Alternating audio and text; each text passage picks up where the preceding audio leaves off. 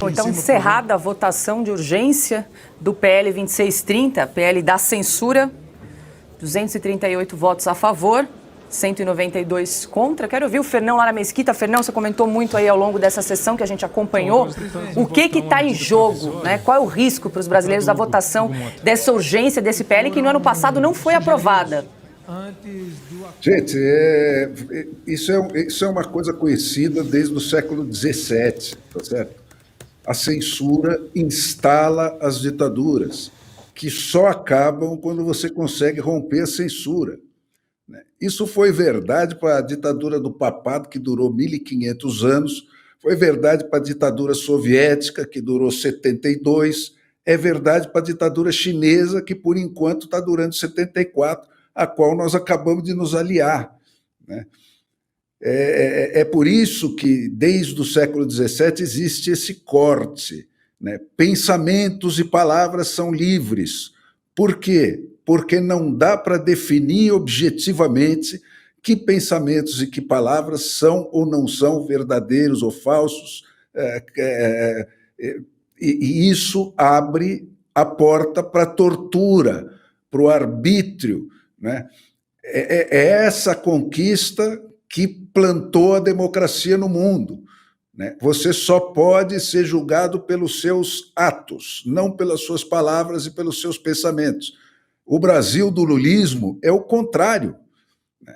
Você só pode ser julgado pelas suas palavras e pensamentos e os seus atos criminosos são sistematicamente perdoados. Nós estamos tornando legais todos os crimes cometidos pelo governo, né, e tornando ilegais todos os direitos do cidadão. Então, agora você fica na mão desse pessoal que vai dizer se o que você pensou, disse ou acredita é verdadeiro ou não é verdadeiro, se ataca ou não ataca a democracia lulista, que consiste naquilo que eu disse. Quer dizer, para o lulismo, autoritarismo ou ataque à democracia é você usar o modelo petista de manifestação sem ser petista. É isso que a CPMI vai estabelecer, né? E a CPMI só confirma que o golpe foi lulista, né? Vai confirmar isso, e a censura é que vai tornar esse golpe eterno. É isso que está em jogo. Isso é uma coisa sabida e não mais discutida há 300 anos, né? Na história da luta da humanidade contra a opressão.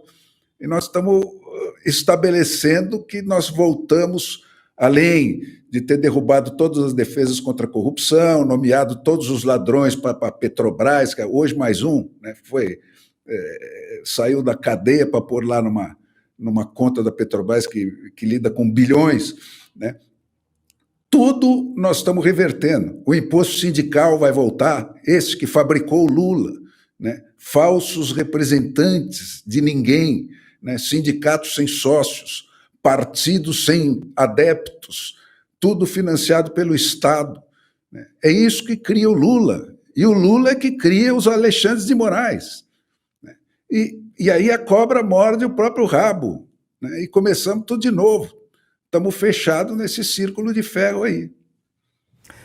Ana Paula Henkel, acabamos de acompanhar ao vivo, né, uma derrota para o Brasil, abrindo as portas para a censura. Eu quero incluir aqui, a gente estava comentando do encontro do ministro Alexandre de Moraes com o presidente da Câmara e do Senado, entregou um documento com propostas para esse projeto de lei da censura, e aí eu quero pedir para a produção para a gente exibir, porque Alexandre de Moraes ele sugere, por exemplo, que as plataformas sejam responsáveis por conteúdos direcionados por algoritmos ou impulsionados com pagamentos às redes sociais.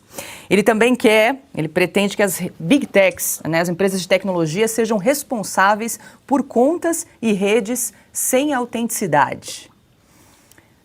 Tá, então, um trecho desse documento que foi entregue pelo ministro Alexandre de Moraes aos presidentes da Câmara e do Senado. Ana. É vago, é totalmente vago, tudo pode cair nesse balaio, né? Conteúdo nocivo. O que é conteúdo nocivo? Esse é o grande problema.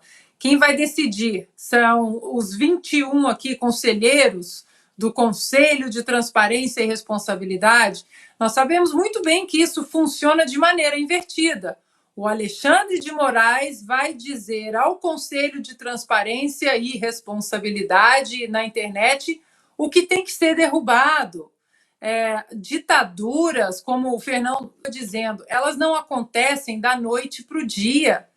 Vem aos pouquinhos, vem comendo pelas beiradinhas, é um pouquinho aqui, é um pouquinho ali. É um deputado bolsonarista que eu não gosto, que foi preso por palavras e discursos, mesmo estando protegido pela Constituição. Ah, mas é bolsonarista, deixa para lá. É um jornalista bolsonarista, um blogueiro que está lá exilado nos Estados Unidos, deixa para lá, de maneira ilegal, claro, mas é bolsonarista. E aí vem essa tomada de um abuso de autoridade que só acontece em regimes ditatoriais, em regimes de exceção. Nós estamos sob um estado de exceção. Isso é óbvio. Eu estava vendo aqui um tweet do jornalista americano Glenn Greenwald, né, com todas as diferenças que temos com o Glenn Greenwald. Ele já está colocando o dedo nessa ferida. Ele tuitou em inglês e disse que vai divulgar o que está acontecendo no Brasil. Ele tuitou em inglês. Um projeto de lei no Brasil está rapidamente caminhando para aprovação que daria ao governo mais poder para controlar a mídia social do que qualquer outro país do mundo democrático. Aí ele disse que no programa dele lá no Rumble, ele vai fazer um relatório e que esse projeto dá ao Estado o poder para decretar a verdade e para censurar e punir a dissidência a ela. Ou seja, é o Ministério da Verdade, não tem outro nome, né? Nós vamos precisar lutar aí com afinco até terça-feira, parece que o projeto vai ser votado na terça-feira, porque se isso passar, não são apenas os laços ideológicos, como o Fernão disse, né, que agora temos com a China, por exemplo, mas nós teremos muito mais em comum do que apenas alguns laços ideológicos no papel. Será na prática, esses laços eles serão na prática, censura e mordaça a todos aqueles que resolvam questionar, ousar ou cometer o crime hediondo de fazer questionamentos e perguntas.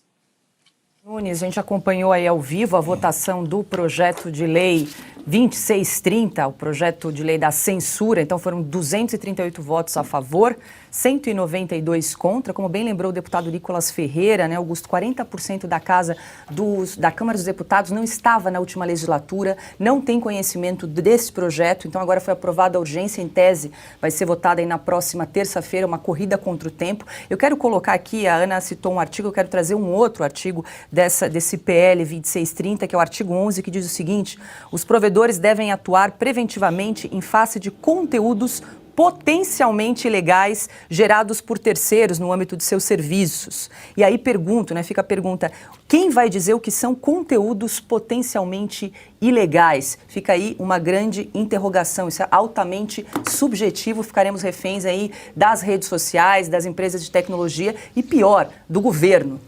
Conteúdo claramente ilegal tem os textos do Alexandre de Moraes, por exemplo. Decisões ilegais são essas, malandras, né? Tomou o presidente da Câmara para forçar... Esse projeto de lei é um conteúdo ilegal. É ilegal. Viola frontalmente a Constituição. Exatamente, Fernão. Agora, olha só, por que a urgência apareceu agora? Porque é urgente votar um projeto que a maioria dos brasileiros e muitos deputados, muitos parlamentares, desconhecem. Por que o nome malandro do projeto? Ele é censura pura. É isso mesmo, é a institucionalização da censura. O relator é do PCdoB. Como é que eu posso confiar num projeto desses? O relator é do PCdoB. Mas toda a esquerda está de acordo. E toda a esquerda adora uma censura A imprensa é tudo mais. A imprensa, o consórcio de imprensa nem precisa de censura, mas os que contam a verdade, eles querem censurar, né? Que somos nós, por exemplo. Agora eu quero saber o seguinte, o que o Alexandre de Moraes se mete nessa? Eu li direito ou realmente, eu li mal ou realmente o papel tem o timbre do Tribunal Superior Eleitoral? Mas como é que ele pode sugerir alguma coisa? Ele foi eleito por quem? Ele é deputado? Ele é senador? O que ele foi fazer lá? Isso é um tapa na cara de quem elegeu esta Câmara. Tá aí, Augusto, o print, ó, novamente, com o selo do Tribunal Superior Eleitoral. Eleitoral. Proposta do TSE, o projeto de lei. Mas como eles fazem parte do Poder Legislativo, agora ou mandam do Poder Legislativo. Então, tudo isso precisa ser invocado teimosamente para a gente impedir a aprovação desse aleijão legislativo. Isso é um crime. É a institucionalização da censura mesmo, sem disfarce. Agora, tem um grupo de pessoas que vai determinar, isso pode, isso não pode. Pode o Lula dizer que a Ucrânia não tem razão? Isso é conteúdo potencialmente ilegal? Ou é uma mentira? É uma safadeza? Como é que faz? Vão decidir por nós de novo? Não dá para aceitar um negócio desses. O Silvio, nós acompanhamos então no começo uma divergência, né, entre o que foi em relação ao acordo que foi realizado com os líderes dos partidos, se haveria uma votação nominal, uma votação simbólica. Então, no final, foram 238 votos a favor, 192 contra. E aí já emenda uma pergunta: o que a oposição pode fazer para obstruir, para retirar esse projeto? Até terça-feira, o que é possível fazer em relação a isso, já que hoje foi votada a urgência do PL 2630? É possível fazer toda essa leitura política, Paula, antes só fazer complementando até e concordando com tudo que foi dito aqui pelo Augusto, pelo Fernão, pela Ana, Brazuela, né? Vamos aproveitar e falar enquanto a gente ainda pode fazer alguma comparação com a Venezuela, porque até isso será proibido no futuro, pode ter certeza. Olha, quando um ministro representando o Tribunal Superior Eleitoral, mas poderia ser qualquer outra corte superior, cruza a Praça dos Três Poderes para legislar, a nossa Constituição está sendo rasgada. A nossa Constituição é muito clara, tem um parágrafo muito claro que diz que trabalhamos num país com independência de poderes, poderes harmônicos e independentes entre si. São três: o executivo, o legislativo e o judiciário. Não é papel de alguém que julga ir até o parlamento legislar. O recado que fica é muito claro. Isso aqui é o que nós queremos que vocês votem. Estou mandando vocês votarem desta forma. Se não votarem, nós, na Suprema Corte, como sempre tem ocorrido no Brasil nos últimos anos, vamos rasgar o que vocês votaram e vamos dizer como é que deve ser feito. É exatamente essa a leitura possível. E tampouco é uma novidade no Brasil. A gente se lembra até sobre alguns assuntos que fomos proibidos de comentar pela Suprema Corte no Brasil. Também um ministro do Supremo Tribunal Federal, no caso representando o TSE, Luiz Roberto Barroso, foi ao Congresso Nacional e teve reuniões a portas fechadas com partidos políticos. Quando o Judiciário legisla, simplesmente o parlamento se ajoelha. Nós criticamos o senhor Rodrigo Pacheco duramente, porque ele foi responsável pelo Congresso Nacional ter se ajoelhado e ter aberto mão, né, abriu mão das suas prerrogativas constitucionais no passado. Hoje, o senhor Arthur Lira se junta ao Rodrigo Pacheco neste papel. Agora, respondendo a sua pergunta, Paula, a oposição perde uma batalha, mas evidentemente não perdeu a guerra no plenário. Será precisa a votação do mérito na semana que vem, mas a gente sabe que esse primeiro passo, na maioria das vezes, ele já é definitivo. E o que acontece? O Arthur Lira demonstrou força, sim, demonstrou que tem o plenário na mão, inclusive em situações de risco, em situações complexas como era a de hoje. uma votação nominal poderia ter mudado o rumo desse projeto de censura, de mordaça, mas não aconteceu. Ele jogou com o regimento na mão, ele acabou fazendo um gesto na linha: estou cedendo a quem pede a votação nominal, mas não será necessária a maioria absoluta, ou seja, o quórum não precisa ser tão qualificado assim, nós vamos com o quórum que tiver. E ali, com o quórum que tiver, ele sabe que tem uma bancada fiel a ele, que no limite, pode ali rachar no futuro, na semana que vem, mas o que ele precisava era desta votação hoje, dando uma resposta a quem o visitou horas antes no plenário. Silvio, na votação do mérito, qual é a maioria que é qualificada? Em tese sim, né, Augusto? Mas se seguir a orientação de hoje, pode ser quem estiver no plenário, né? Maioria simples, quem está no plenário.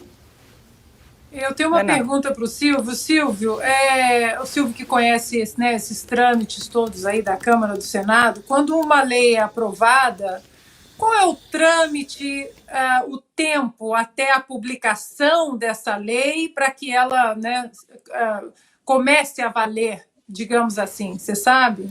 Entre uma votação e outra, você diz? Não, depois da aprovação. Não, depois da aprovação da lei. Ela vai passar pelas casas, né? Ela tem que passar em dois plenários e depois ela segue para o Senado. E aí resta, tendo uma decisão do Congresso, ou a chancela do presidente do Congresso. Agora, o tempo para valer é o tempo da publicação no Diário Oficial. Depois que passou pelas votações, vai a sanção. Ou seja, isso pode acontecer em menos de 2 meses? Sim, provavelmente muito menos do que isso. Pois é, e a CPMI nós temos 180 dias, né? A CPMI do 8 de janeiro. E aí essa lei publicada é mordaça em todo mundo sobre o que acontece na CPMI do 8 de janeiro. Ela aprovada da forma como está, ela passa a valer antes do desfecho da CPMI, é evidente. Fernando, você nem fica sabendo como acabou a CPI. Fernando, também queria te ouvir em relação a esses documentos que nós apresentamos, dessas sugestões do ministro Alexandre de Moraes, do Tribunal Superior Eleitoral, em relação ao projeto de lei 2630, que nós exibimos aqui na tela. Gente, isso é a prova de que a doença do Brasil é terminal, entendeu? Isso tudo só pode acontecer porque a imprensa ou mídia já se autocensura. Porque se tivesse mínimo de jornalismo acontecendo nesse país, não tinha chegado a isso.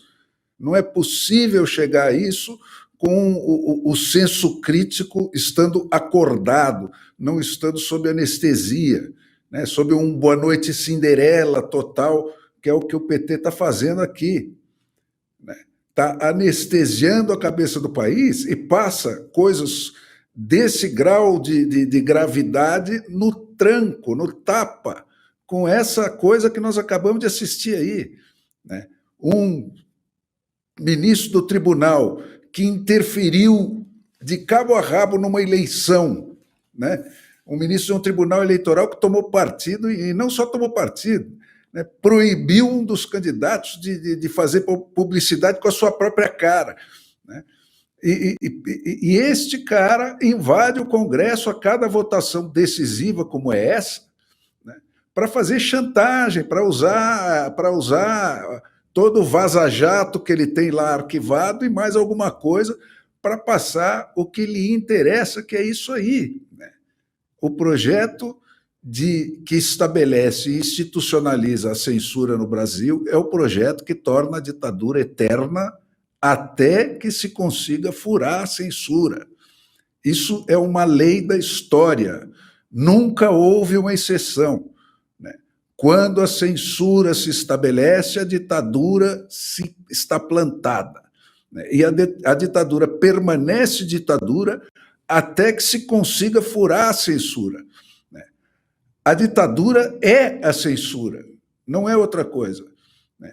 Porque ainda mais hoje, né? Lá atrás você ainda tinha utopias em nome das quais você podia tapear as pessoas. Hoje o sonho acabou, faz 100 anos que o sonho acabou. Por isso que só sobra esse tipo de argumento aí de misoginia e não sei mais quanta tapeação, porque os argumentos sobre aquilo que interessa, sobre os direitos dos cidadãos e os direitos do Estado, quem pode fazer o quê, né?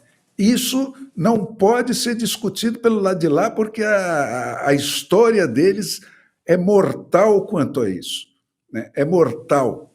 Eles não sobrevivem à sua própria história. Não há uma exceção para um lado nem para o outro, né? Todos os regimes que levantam a bandeira que o Lula levanta se estabelecem pela censura, pela violência, né, que é outra coisa, que é um subproduto da censura, é a violência física. Porque quando você começa a demitir as pessoas da vida, como eles estão fazendo, né, você não pode mais entrar na internet, você não pode trabalhar, você não pode ser remunerado pelo seu trabalho, né? Isso vai até o tiro na nuca, na medida em que a censura dure o suficiente para as pessoas se acostumarem com tudo isso. Como é o regime da China, ao qual o Lula foi se aliar na semana passada. Pessoal, aproveitando que você está aí assistindo a nossa programação, eu vou falar rapidinho dessa cápsula que vai te ajudar a resolver as famosas dores nas juntas, dor no corpo, artrite, artrose, reumatismo e fibromialgia. Ora Pronobis da Vitae Gold, não é isso, Renata? Isso mesmo, Silvio. Dor a gente não pode se acostumar. Sentiu dor, independente de idade, vai fazer um tratamento. O Ora Pronobis da Vitae Gold tem um diferencial, ele é super concentrado, vai direto no foco da sua dor e acaba com ela muito mais rapidamente. Ou seja, se você tá aí com esses sintomas de dor no corpo, já tá com dificuldade para fazer as tarefas básicas do dia a dia, ligue 0800 291 2200. E ele é um suplemento super completo, então além de ele ajudar você com as dores, ele tem mais vitamina C que a laranja, ele tem ferro, mais ferro do que uma beterraba e um espinafre, imagina só, e mais concentração de proteína do que você imagina. Agora, tem que aproveitar uma coisa, viu, Silvio? Só para quem ligar agora tem uma promoção especial. É mesmo? Ligou no nosso 0800 291 2200, você vai ter 70% de desconto no seu Ora Pronobis Vitae Gold concentrado. Comprou Ora Pronobis? De presente você leva o colágeno tipo 2, que vai ser uma segunda ação para suas dores, suas articulações. Então aqui é um sucesso garantido contra a dor que você vem sentindo. 0800 291 2200, Ora Pronobis da Vitae Gold.